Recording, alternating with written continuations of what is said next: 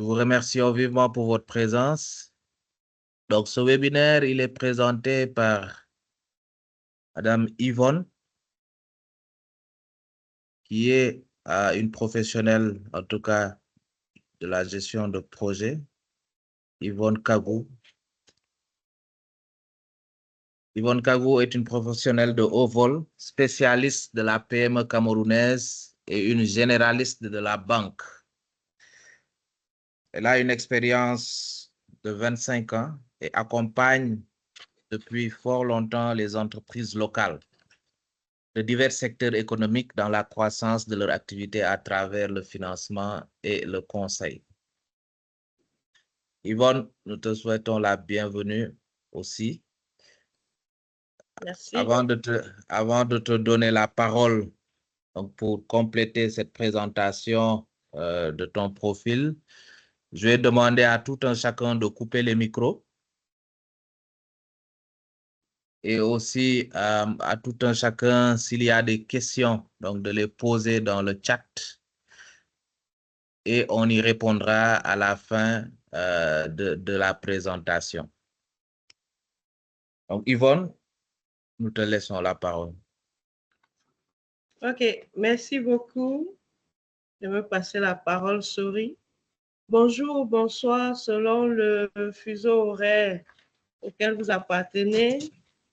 En direction de la communauté du PMI Sénégal, particulièrement, Dalak Akdiam, Assalamu alaikum, Nagadef, Magnify. Je profite pour demander à chacun d'écrire sur le chat le nom du pays à partir duquel il se connecte. Je sais déjà que la communauté sénégalaise est très fortement représentée. Le continent aussi, le Cameroun, les autres pays, j'attends qu'ils s'affichent pendant quelques secondes. Je pense qu'on aura certainement le Canada, qui est la 11e région du Cameroun. Personne ne saurait le discuter aujourd'hui. Ensuite, je pense qu'il y a la Côte d'Ivoire, le Bénin. Les autres pays vont s'afficher certainement progressivement. C'est un honneur pour moi de vous voir connectés pour ce webinaire autour du pouvoir du volontariat dans la gestion de projets. Le PMI Sénégal a voulu en faire une thématique spécifique à la suite de l'annonce par le PMI Global que je suis l'une des récipiendaires, l'une des 10 récipiendaires, je devrais préciser, du Chapter Leadership Impact Award de cette année. Comme l'a souligné VP Sori tantôt, notre contenu sera de 90 minutes avec au moins une demi-heure de questions-réponses à la fin. Si ça vous intéresse, je souhaiterais que vous mettiez des pouces, s'il vous plaît. Est-ce que je peux voir les pouces? Allô?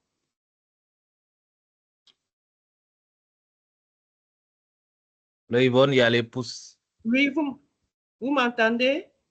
Oui, nous t'entendons très bien. Merci, thank you. OK, OK. Donc, avant de véritablement démarrer sur le sujet qui nous rassemble, quelques modalités pratiques que je vais répéter.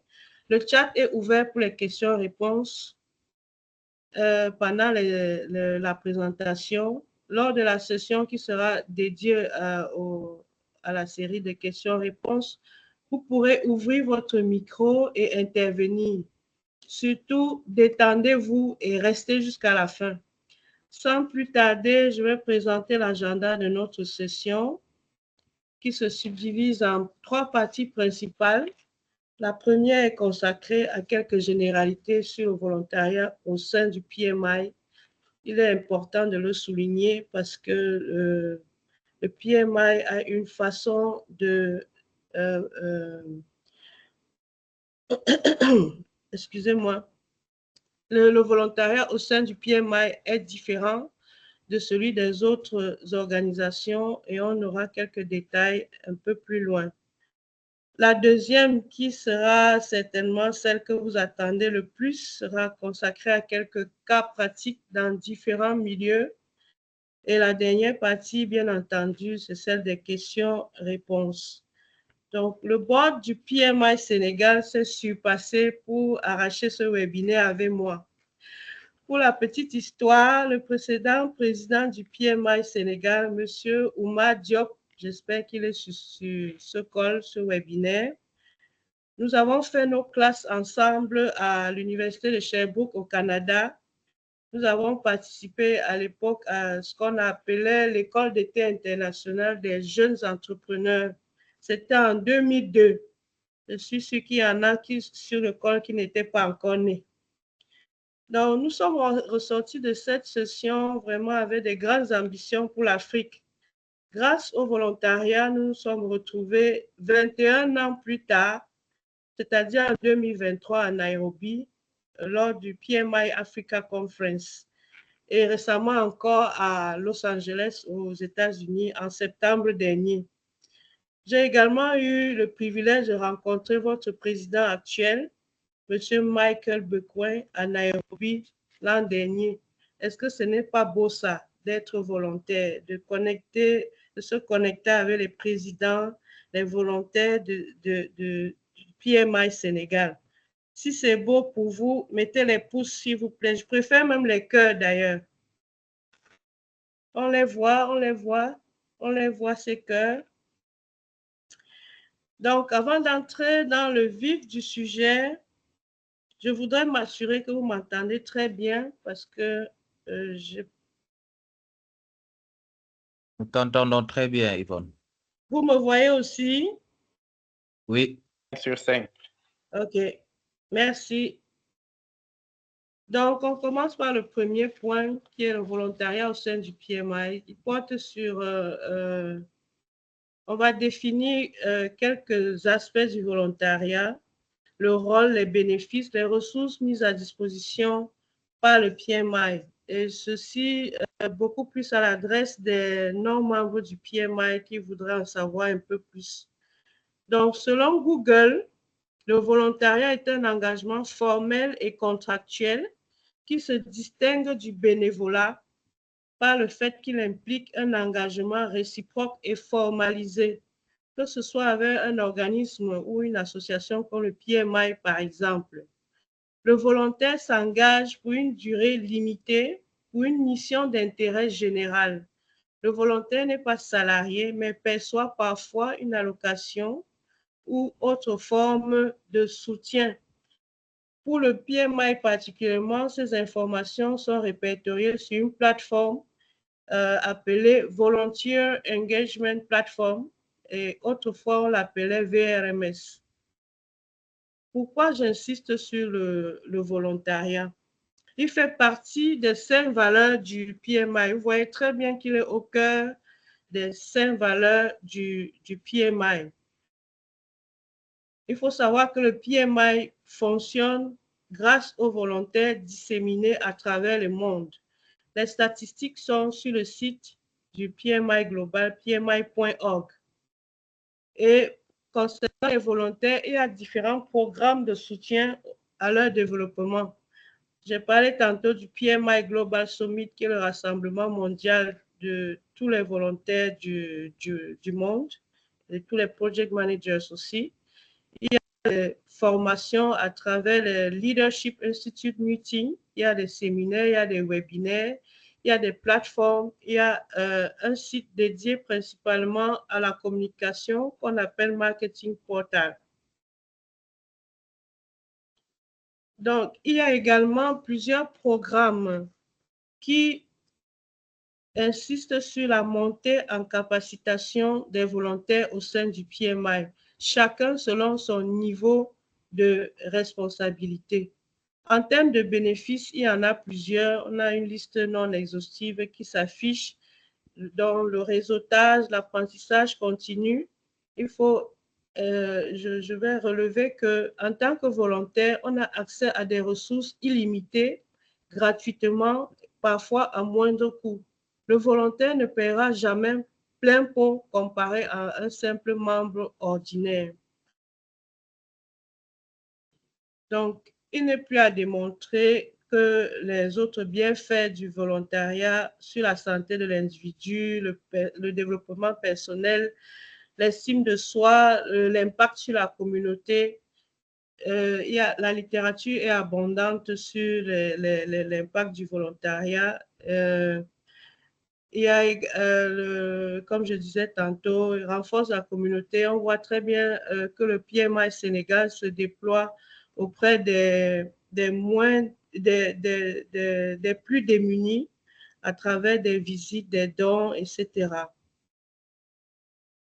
Le volontariat contribue à impacter la profession et à l'améliorer de manière générale et à développer, améliorer le bien-être du volontaire. Donc, je vais pas trop insister sur ces aspects parce que je sais que vous avez accès à des ressources. Même en tant que non-membre, vous pouvez aller sur les différents sites en savoir davantage. Donc, on apprend beaucoup, comme je disais tantôt, on réseaute, on impacte sa communauté, on apprend aussi au niveau du gouvernement et en grandissant, en vieillissant, on se forge une communauté qui nous soutient en cas de difficultés. J'aime beaucoup cette image qui illustre le fait que le volontariat soit ce qui lie l'ensemble de nos activités tout au long de notre vie. Donc, pour résumer ce qui s'affiche là, le volontariat est comme, quelles que soient nos occupations, pardon, nous avons toujours un espace pour faire du volontariat. Et une autre illustration, c'est ce bocal. Le volontariat, c'est comme cette eau qui maintient l'ensemble en équilibre. Les différentes grosseurs des cailloux, des coquillages représentent nos différentes activités en tant qu'être humain. L'eau vient relier, tenir tout ça ensemble et améliore, n'est-ce pas, notre vie de manière générale. Donc, pour conclure sur cette partie, je dirais simplement qu'il n'y a pas de concours particulier à passer pour donner de son temps aux autres, pour faire avancer la profession. Donc, si vous êtes toujours connecté, mettez des pouces ou des cœurs. Donc, on va passer à la phase qui est certainement celle qui vous intéresse le plus. Qu'est-ce qui a fait de ma modeste personne un leader d'impact? Je me suis permis de prendre quelques exemples dans les différents milieux, à savoir le milieu professionnel, ma communauté de quartier et pour chuter au sein du PMI Cameroun. Et la démarche de présentation que j'ai adoptée pour chacun des cas, c'est que je fais une présentation un peu succincte des différents projets. Je mets en avant la solution et je présente également les résultats. Donc, je vais peut-être dire un mot sur la méthodologie utilisée. Je suis plus portée sur l'utilisation de la méthodologie agile que j'apprécie personnellement beaucoup, notamment le design thinking, parce qu'il laisse la part belle à la créativité, en plus de donner la possibilité de s'appuyer sur une équipe pluridisciplinaire de différents âges, genres et profils. Donc, pour le premier cas, il y aura 4 exemples dans le milieu professionnel. Et j'ai sélectionné les projets sur lesquels j'ai travaillé depuis 2020 pour ne pas trop retourner en arrière. En 2020, peut-être Rory l'a dit tantôt, en passant, je travaille dans un établissement de crédit depuis une vingtaine d'années. Donc, mes exemples seront plus axés sur le secteur bancaire, on va dire. En 2020, l'entreprise dans laquelle je travaille a un portefeuille sinistré dont le taux de créance douteuse est de plus de 21%, au-dessus de celui recommandé par le régulateur. En réalité, nous sommes dans le rouge et nous sommes en passe d'être mis sous administration provisoire parce que c'est la démarche mise en place dans le secteur. Nous nous rapprochons d'une entreprise parapublique qui est sous la tutelle du ministère des Finances, qu'on appelle la Société de recouvrement des créances. Elle a la capacité de racheter toute une partie, tout ou partie du portefeuille des créances dans des établissements de crédit ou des banques. Et le contrat est donc établi avec cette entité-là. Et on a un délai assez court pour préparer l'ensemble des documents, des dossiers à soumettre à cette entité. Un N+1 à l'époque, il décide de piloter le projet et malheureusement ou heureusement, j'en sais rien, plusieurs jours après, on avait exactement un délai de pas 1 mois et demi ou 2 mois tout au plus pour apprêter l'ensemble des documents. Après plusieurs jours, on se rend compte qu'il n'a pas avancé d'un pouce. Et donc, je me propose de prendre le lead du projet en question, ce qui est accepté, bien évidemment. Je voyais bien que ça le soulageait un peu. Et donc, après 1 mois et préparation, discussion, échange, conduite des équipes, etc. Une mission conjointe séjourne chez nous et la session est effective. Et au terme on va dire quoi, de l'implémentation des opérations liées à la session, le portefeuille sinistré passe de plus de 21% à 8%. Et la Société de recouvrement de créances du Cameroun reconnaît notre entreprise, comme étant la meilleure dans le secteur bancaire pour la tenue des dossiers contentieux. Ça, c'est le premier exemple. Le deuxième exemple, c'est en 2021. C'est un exemple que j'aime souvent exposer parce qu'il met en avant, on va dire quoi, le côté un peu culturel qu'on implémente dans la gestion de portefeuille. Donc, nous avons un client qui à lui tout seul représente 10% de notre portefeuille en termes d'engagement. Il a des impayés cumulés d'à peu près 200 millions. Et vu l'âge de ces impayés-là, on est réglementairement obligé de les provisionner. Imaginez l'impact d'une perte sèche de 200 millions sur un établissement de crédit. C'est pour caricaturer un peu. Malgré le fait que ce client-là était en impayé, on continuait de négocier, de dialoguer pour trouver une voie de sortie. Mais pendant le long mois, on n'avait pas d'issue. Les impayés continuaient de s'accumuler. Et un jour, il nous invite aux funérailles de son père. Pour ceux qui ne le savent pas, dans certaines régions, dans certaines tribus au Cameroun, lorsque quelqu'un décède, on peut, après plusieurs jours ou plusieurs années, organiser ce qu'on appelle les funérailles. C'est une sorte de célébration de sa vie. On invite ses amis, les parents, la famille, les voisins, les chefs, etc. Donc, il nous invite.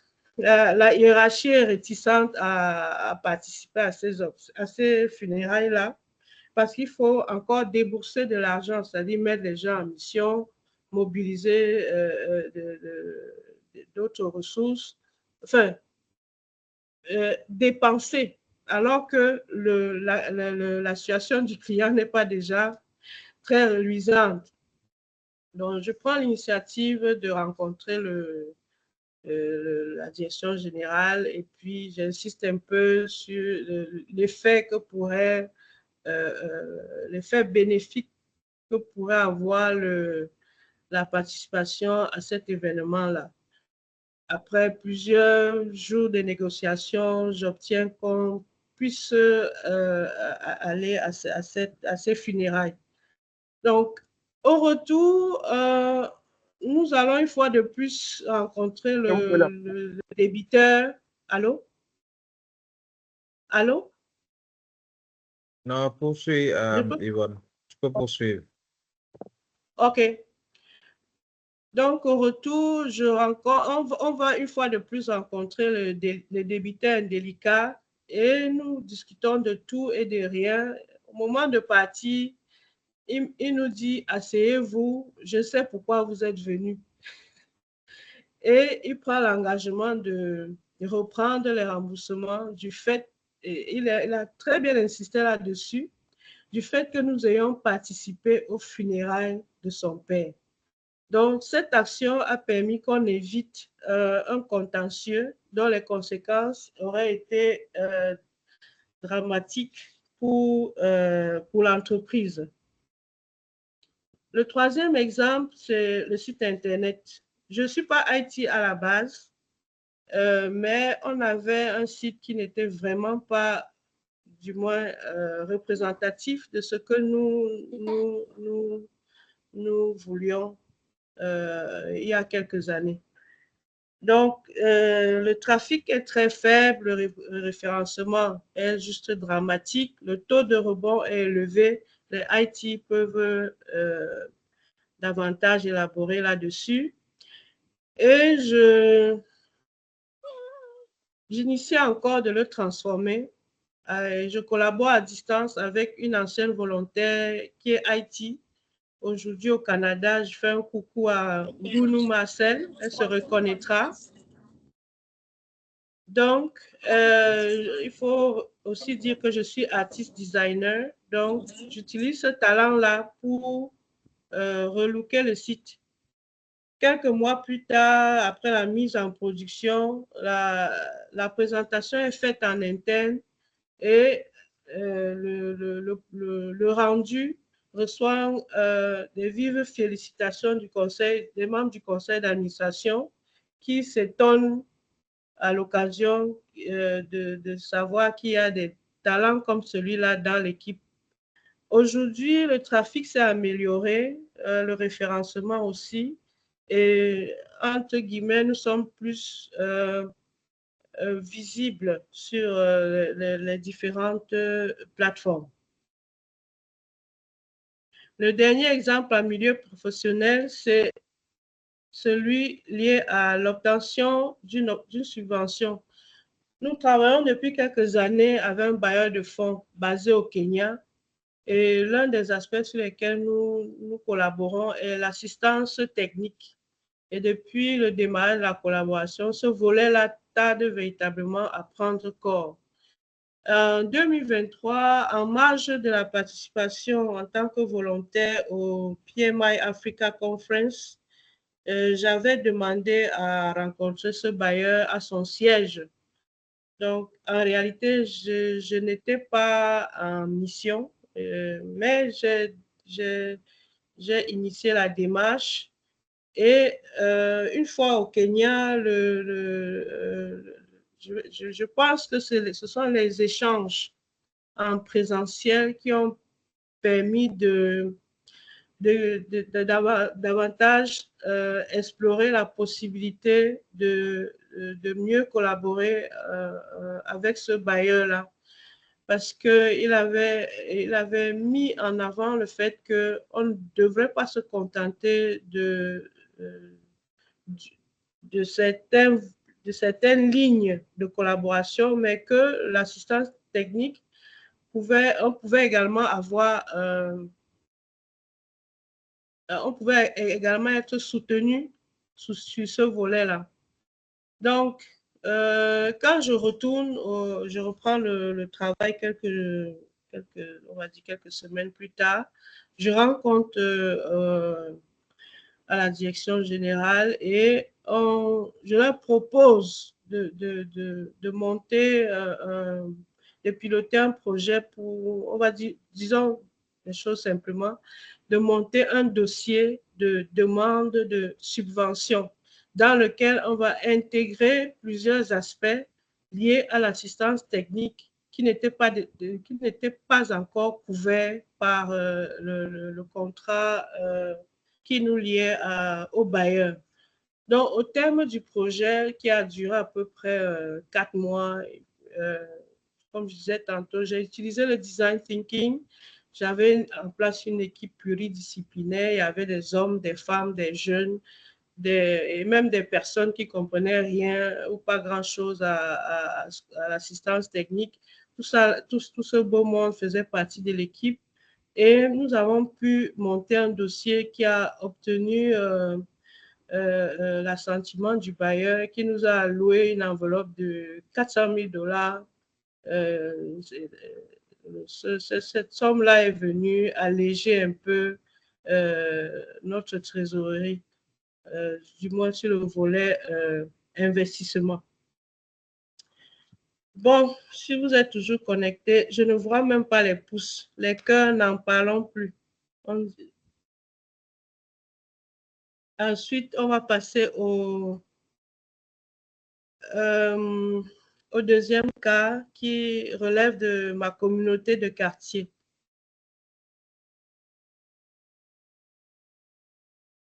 Si vous regardez bien l'image à droite, nous avons affaire à un ravin qui peut absorber 2 fois la taille d'un homme normal. Et ce ravin s'est créé à partir de l'érosion et des fortes pluies qui ont souvent lieu entre mars et, on va dire, mars et septembre de chaque année. Donc, il a commencé tout petit et au fil des ans, il s'est creusé comme vous le voyez là. Et il y avait les risques devenaient de plus en plus importants. Les habitations étaient menacées de glissement parce que les habitations sont construites pratiquement sur une pente. Et on va dire au début de la vallée, le ravin s'était donc créé. Et nous avons constitué une équipe. Il faut aussi souligner que je suis membre de l'association de quartier. Je suis aussi dans le bureau exécutif. Nous avons mobilisé une équipe qui a travaillé sur le projet de remblai des ravins. Nous avons associé les riverains. Nous avons associé la mairie de la zone. Bon, la mairie, je dois dire que le projet avait été initialement soumis à la mairie, mais la mairie nous avait fait savoir qu'elle n'a pas les ressources pour juguler les situations comme celle-là. Donc, elle a plutôt mis à contribution des engins. Et nous avons mobilisé un peu plus de 10 millions pour mener à bien les travaux de remblai. Personnellement, je gérais la cagnotte, je cherchais les fonds auprès des entreprises Et à la fin du projet, on a pu juguler la situation et les habitations ont été sauvées, une cinquantaine à peu près, et nous avons consolidé davantage les liens avec, entre les membres de la communauté. Le deuxième exemple lié à la communauté de quartier, c'est le reprofilage de la voie d'accès. C'est une voie qui était en très, très mauvais état. L'image, je n'ai pas pu trouver une image meilleure que celle-ci, parce que celle-ci, vous voyez que l'engin était déjà mobilisé pour faire les rigoles. Une fois de plus, j'étais dans l'équipe qui pilotait le projet. J'avais les mêmes responsabilités que précédemment. Donc, en gros, nous avons créé des rigoles. On a fait des remblais là où c'était nécessaire. Et la mairie est une fois intervenue pour mettre à disposition des engins et une équipe technique pour valider les différents tracés et également déloger ceux qui avaient empiété sur la voie principale. Donc, dans ce cas également, on a mobilisé 12 millions. Et aujourd'hui, la voie ressemble à celle que vous voyez là. Et ça, c'était la phase 1. Bientôt, nous allons passer à la phase 2 qui sera de consolider la terre et de nettoyer un peu les accotements et en attendant que la mairie puisse avoir les ressources nécessaires pour mettre des pavés ou du goudron. Parce qu'il faut dire que c'est un axe qui dessert au bas mot au moins 2000 personnes et il est très, très fréquenté. Et on est obligé de se mobiliser comme ça pour permettre aux gens de circuler. Maintenant, on arrive à l'exemple du chapitre Cameroun. Pourquoi je suis récipiendaire du PMI Chapter Leadership Impact Award au PMI? En 2019, quand je rejoins le chapitre, je suis sponsorship manager et je ne sais vraiment pas par quel bout commencer. On a 2 événements importants en vue, le Business Networking Event et le 5e anniversaire du chapitre. Le chapitre n'a vraiment pas de ressources financières. Il faut absolument organiser ces événements parce qu'ils étaient prévus dans le plan d'action. Et le PMI, on avait annoncé au PMI que le 5e anniversaire particulièrement, on allait l'organiser. Et à l'occasion, le PMI avait mobilisé Ike Wanko à l'époque, pour ceux qui le connaissent, pour qu'ils viennent participer à cet anniversaire. Ce qui se passe jusqu'aujourd'hui, moi-même, je ne sais pas comment j'ai pu mobiliser autant d'argent en 3-4 mois. Donc, j'ai mobilisé 4 millions.